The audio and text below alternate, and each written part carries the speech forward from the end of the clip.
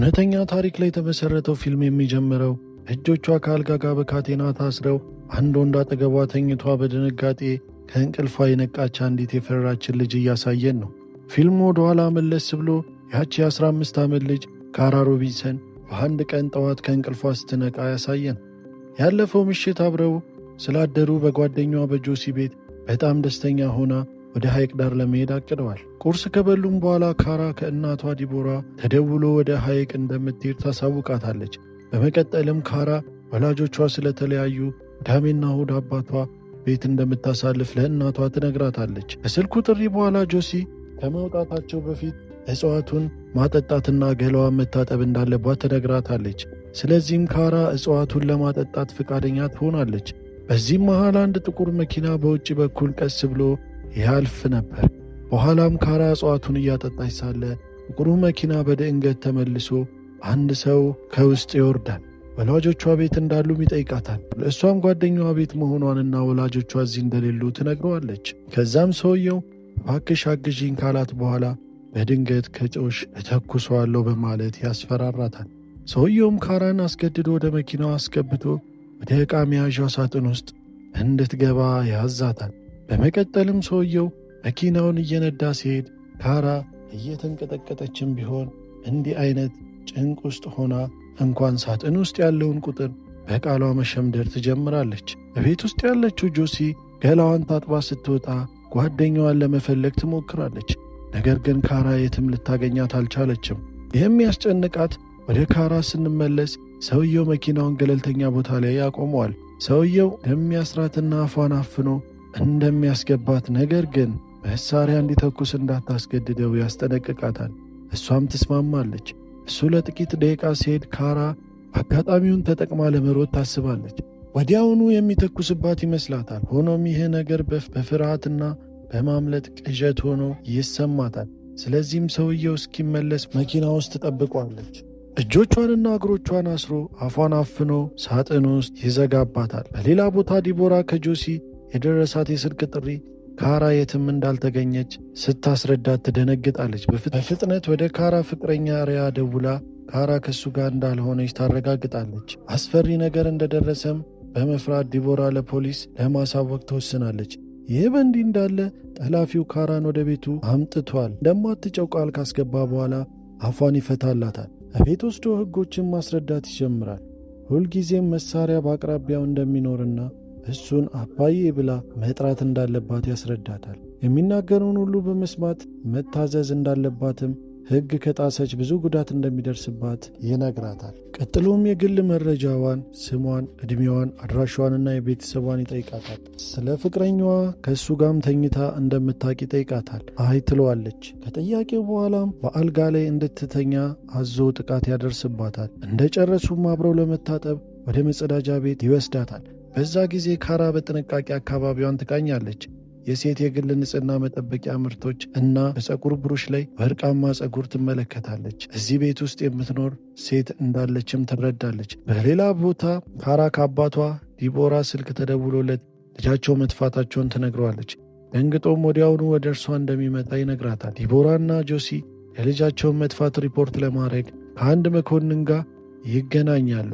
ታዳጊዋ ልጅ አውቃ ጠፍታ ሊሆን ይችላል በሚል ግምት ነገሩን ከቁም ነገር አልወሰደውም ነበር። ወደ ካራ ስንመለስ ሰውየው በተጨማሪ ጥያቄዎችን እየጠየቃት ካራም ስለ ሕይወቱ እየጠየቀችው እንመለከታለን። እሱ ሁለተኛ ደረጃ ትምህርቱን አጠናቆ ነገር ግን ውድ ስለነበረ ኮሌጅ መሄድ እንዳልቻለ በባሕር ኃይልም 9 ዓመት አሳልፎ ሜዳሊያዎችን ማግኘቱን ይነግራታል። ሰውየው እንደማይጎዳት የሚፈልገውን ነገር ሲጨርስ እንደሚለቃት ይነግራታል። ከዛም ሰውየው ማሪዋና እንድታጨስ ያስገድዳታል። ካራም ከቤቱ ዙሪያ በርካታ እንስሳት እንዳሉ ታስተውላለች። ሆኖም የአየር ኮምፕሬሰር በመጠገን አሰልቺ ሥራ እንደሚሠራ በጥበብ ጠይቃ ትደርስበታለች። ቀጥሎም የአስፈሪ ሳሎን ወስዶ አስገዳጅ የሆኑ የወሲብ ፊልሞችን እንድትመለከት ያደርጋታል። ይህ በእንዲህ እንዳለ ዲቦራ የካራ ጓደኞች ጋር እየደወለች ብትጠይቅም ምንም ውጤት አላገኘችም። ፖሊሶቹም ጉዳዩን በቁም ነገር ባለመያዛቸው ትናደዳለች። ጎረቤቱም ካራ ከመጥፋቷ በፊት ጥቁር መኪና አይቶ ነበር። ወደ ካራ ስንመለስ ወደ መጸዳጃ ቤት ለመሄድ ጠይቃ በመስኮት ለማምለጥ ብታስብም ሰውየው በሩን ከፍታ እንድትገባ አድርጎ በጥንቃቄ ይመለከታታል። በኋላም ምግብ ያቀርብላታል። እሷ ግን እምቢ ትላለች። እንደ ቅጣትም ወለሉን እንድታጸዳ ያደርጋታል። እሷም እየጠረገች ከማቀዝቀዣው ላይ የሐኪሙን ስልክ ቁጥር በቃሏ ትይዛለች። በቀን መቁጠሪያው ላይም በማየት ወደ ኤርላንድ የሚያደርገውን ጉዞ ታስተውላለች። ከዛም ሰውየው እንደገና ሊደፍራት ስለፈለገ ልብሷን እንድታወልቅ ያዛታል። ይህ በእንዲህ እንዳለ ዲቦራ እርዳታ ለመጠየቅ ዲል ከሚባል መኮንን ጋር ብትገናኝም እሱ ጉዳዩን በቁም ነገር ሳይመለከተው ወደ ቤት እንድትሄድና ስልክ ጥሪ እንድትጠብቅ ይነግራታል። ወደ ካራ ስንመለስ ጠላፊው ቴሌቪዥን ሲያበራ ስለ እሷ መጥፋት ምንም ዜና ባለመኖሩ ማንም ስለ አንቺ ግድ አይሰጠውም በማለት ያሾፍባታል። ኋላ ላይም ጭንቀት እንደደረሰባት በመገንዘቡ የራሱን የጭንቀት ማስታገሻ ኪኒን ይሰጣታል። እሷም ትወስዳለች። የቤት እንስሳቱ እንደናደሩ ካለ በኋላ ነገ ትልቅ ቀን እንዳለ እየነገራት እጆቿን እግሮቿን አስሮ አጠገቧ ይተኛል። በማግስቱም ጠዋት ካራ ስትነቃ ሰውየው ሲያንኮራፋ ታገኘዋለች። ይሄ ለማምለጥ ፍጹም አጋጣሚ መሆኑን ትረዳለች። እጆቿን የያዘውን ካቴና ወደ እሷ በመሳም በጥርሷ በመጠቀም ከአልጋው ላይ ታላቀቃለች። በቁርጭምጭሚቷ ላይ የታሰረውን ፈታ በዝግታ ከክፍሉ ወጥታ በፊተኛው በር በሩጫ ታመልጣለች። ካራ ዋናው መንገድ ላይ ስትደርስ መኪና ውስጥ ያሉ 2 ወንዶች ታገኛለች።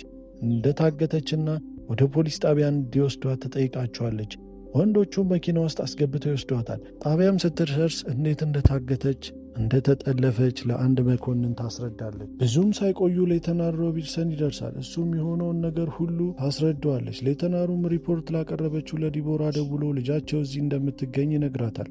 መኮንኑም ካረን ጠላፊዋ የት አፓርታማ እንዳለ እንድታሳያቸው ይጠይቃታል።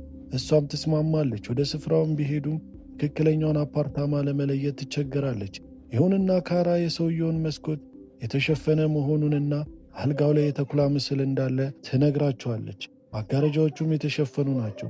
ወርቃማ ፀጉር ያላት ሴትም አብራው እንደምትኖር ትናገራለች። በርካታ የቤት እንስሳትም እንዳሉት ስትናገር አካባቢው ሰው አፓርታማ 301 መሆን አለበት በማለት ይጠቁማል። ነገር ግን ካራ ከገለጸችው ጥቆማ ጋር ቤቱ ተመሳሳይ ነበረ።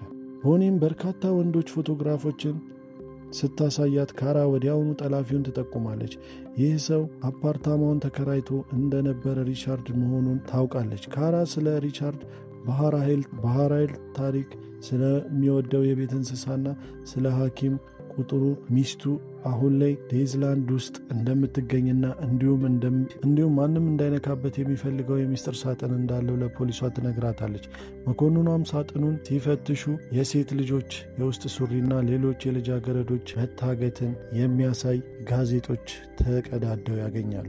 ካራም ሆስፒታል ውስጥ በማህፀን ምርመራ እየተደረገላት ሳለ ሸሪፉ ስለጠፋው 3 ልጃገረዶች መረጃ ያገኛል። ሪቻርድም እነዚህ 3 ሰዎች አፍኖ ለቀናት አግቶ ገንዳ ውስጥ ከጣላቸው በኋላ አስክሬናቸውን ረግረጋማ ቦታ ውስጥ እንደጣለ ይጠረጥራሉ። ሪቻርድም ልጃገረዶችን እያደነ የሚገልና በጣም ትልቅ ወንጀለኛ እንደሆነና ነገሩም መቆም እንዳለበት ያረጋግጣል። በመቀጠልም ከሪቻርድ ጋር የምትኖረው ወርቃማ ፀጉር ያላት ሴት አይሻ መሆኗ ይታወቃል። እሷም ከሪቻርድ እናት ጋር ዴዝላንድ ውስጥ መሆናቸው ይታወቃል። ካራም ሆስፒታል ውስጥ ፍቅረኛዋና በጆሲ ትጎበኛለች። በመቀጠልም ዲቦራ ካራን ወደ ቤት ትወስዳታለች። ነገር ግን የሆነው ነገር ስትጠይቃት ምቾት አይሰጣትም። ቤቷ ለጥበቃ በፖሊሶች መከበቡ ያበሳጫታል። ወደ ፍቅረኛዋ ቤት መሄድ ብትፈልግም እናቷ ትከለክላታለች። በሌላ ቦታ ላይ ሌተናር ሮቢንሰን አሽሊን ይጠይቃታል። ባሏ እንዲህ አይነት አስከፊ ወንጀል ሊፈጽም እንደማይችል ተነግረዋለች። የሪቻርድ እህት ስቲኒ ግን ሪቻርድ ወጣት ሴቶች ላይ እንዲህ አይነት ነገር ሲያደርግ የመጀመሪያው እንዳልሆነ በግልጽ ተነግረዋለች። ወንድሟም ትላንትና ሆቴል ውስጥ እንዳገኛትና አብረው እንደነበሩ ወሳኝ መረጃ ትሰጣለች። ፖሊሱም ወደ ሆቴሉ ሲደርስ ሰውየው በችኮላ መውጣቱን ይረዳል። በዚህም ካራን በሚያግትበት ጊዜ ለብሶት የነበረውን ሸሚዝ ያገኘዋል። ሸሪፉም ካራን ይጎበኛታል። ስለ ቀድሞ ልጃገረዶች ሞትም ይነግራታል። ካራም ተርፈሻል በማለት ያደንቃታል። ብዙም ሳይቆዩ ሪቻርድ ወደ ፍሎሪዳ ስልኩን እንደተጠቀመና ሌላኛውን እህቱን ለማግኘት እየተጓዘ እንደሆነ መረጃ ይደርሳቸዋል። እህቱ ፓሜላ ወንድሟን ሊያገኛት የወሰነበትን ቦታ ለፖሊሶች ትጠቁማለች። በዚህ መሃል ካራ ከቤት መውጣት ፈልጋ ከእናቷ ጋር ትከራከራለች። በመጨረሻም ዲቦራ ፈቅዳላት ከጆሲና ከፖሊሶች ጋር የቤዝቦል ጨዋታ ለመመልከት ትሄዳለች። በዚህም ለራያ መልካም እድል ትመኝለታለች። በሌላ ቦታ 2 የኤፍቢአይ መኮንኖች ሪቻርድን መንገድ ላይ በመጨረሻም ሪቻርድ በመኮንኖቹ ይከበባል። መሳሪያውንም እንዲጥል ይጠይቁታል። ነገር ግን ማብቃቱን አውቆ ጠመንጃውን ወደ ራሱ አዙሮ ይተኩሳል። በዚህም ጊዜ ራያ ቤዝቦል ጨዋታውን ሲያሸንፍና ካራ ስታበረታታው እንመለከታለን። ሪቻርድ ራሱን ተኩሶ መግደሉንና መሞቱን ሪፖርት ይደርሰዋል። ሸሪፉም ሪፖርቱን ይቀበላል። በማግስቱም ጠዋት ዲቦራ ለካራ ሪቻርድ መሞቱን ትነግራታለች። ካራ ወዲያውኑ ስላልተነገራት ትቆጣለች። በኋላ ላይም ሸሪፉ ፓሪስን ይጎበኛታል። ካራም በእንባ እየተሰባበረች ኃላፊዋ ላይ እንደተናደደችና እሱም እስር ቤት ውስጥ እንዲበሰብስና ታሪኳን እየነገረችው እሷን በማገቱ የሰራውን ትልቅ ስህተት በጸጸት እንዲጸጸት እንደምትፈልግ ትናገራለች። ሆኖም ቢያንስ ምንም አይነት የፍርድ ቤት ሂደት ባይኖርም ቤተሰቦቿና እሷ ከዚህ በኋላ ምንም ነገር እንደማይደርስባቸው ስታስብ ደስታ ይሰማታል። ሸሪፉም ላደረገችው ነገር ጀግና መሆኗን ይነግራታል።